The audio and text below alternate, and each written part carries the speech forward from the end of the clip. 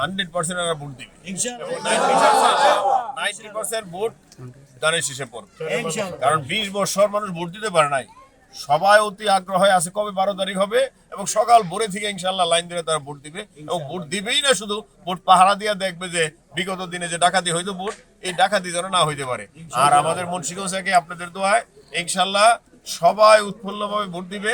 আমাদের যতগুলো প্রার্থী আছে সবার সাথে আমার একটা ভ্রাতৃত্ব বন্ধন, এবং আমরা সবাই এই নির্বাচনের আচরণবিধি লঙ্ঘন করি না, আমরা সবাই মিলেমিশে আছি।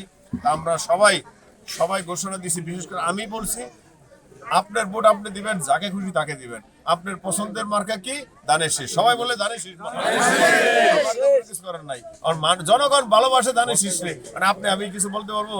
আমি সবাইরে বলি যে আপনারা ইনশাল্লাহ সকালে যাবেন, ভোটটা দিবেন, এবং আপনার বিজয়ের মালা নিয়ে যেন ঘরে আসতে পারেন। তারেক রহমান অলরেডি বাংলাদেশের সর্বস্তরের জনগণের জন্য 31 দফা বাস্তবায়নের জন্য একটা কর্মসূচি দিয়েছে। তারপরে বিশেষ করে তিনি আরো 3টি কর্মসূচি দিছে, 3টা কার্ড দিছে। আমাদের বাংলাদেশে মা বোনদের সংখ্যা বেশি, ভোটারও বেশি, তো সেইখানে মা বোনদের জন্য একটা ফ্যামিলি কার্ড দিছে, যে কার্ডের মাধ্যমে মা বোনরা সস্তা তার আসবাবপত্র জিনিসপত্র কিনতে পারবে ফ্যামিলির। আর একটা মেডিকেলের কার্ড দিছে, যেটা দেয়া ফ্যামিলিগতভাবে বা সবার যারা ট্রিটমেন্টের ব্যবস্থা হবে, সস্তা এবং ভালো ডাক্তার দেখাইতে পারবে, কম দামে মেডিসিন পাবে। আরেকটা আমাদের এখানে কৃষক বেশি, এই কৃষকদের জন্য কৃষি কার্ড দিছে।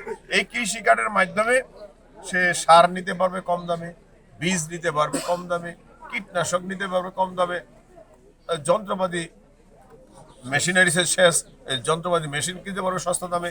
সবচেয়ে বেশি গুরুত্বপূর্ণ যেটা, ব্যাংক থেকে এই কার্ডের মাধ্যমে স্বল্প সুদে ব্যাংকে লোন দিবে তাকে।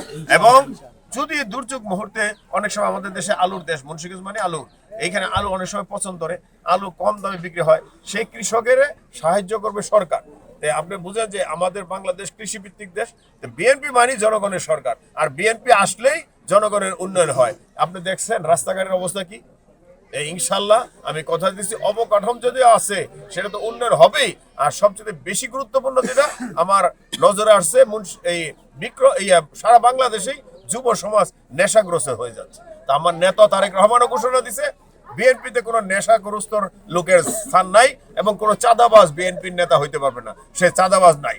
আমি চাই যে মুন্সিগঞ্জ থেকে নেশামুক্ত, সন্ত্রাসমুক্ত, চাঁদামুক্ত করার জন্য, এটা আমার প্রধান কাজ, মাদক মুক্ত করার জন্য।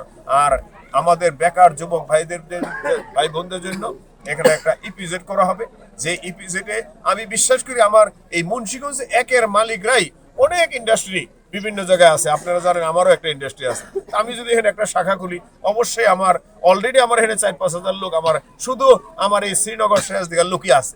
তা আমি যদি এখানে আরেকটা ইন্ডাস্ট্রি করি, আমার টোটাল প্রায় 40,000 উপরে লোক আছে আমার এখানে কাজ করতেছে। আমাদের এখানে প্রচুর যুবকরা বিদেশে যায়, আপনি জানেন, বিদেশে যায় master degree pass, BA pass করে ছেলে মেয়ে তারা ক্লিনারের চাকরিতে যায়, হাউসকিপিং এ যায়। দুঃখজনক ঘটনা।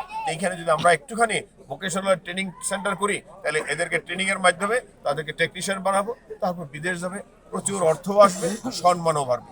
এই ধরনের প্ল্যানিং আছে।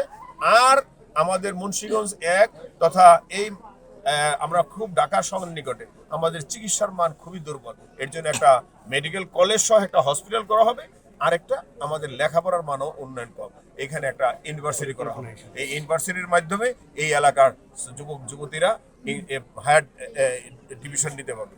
এই প্ল্যানিং গুলা ইনশাল্লাহ আপাতত আছে।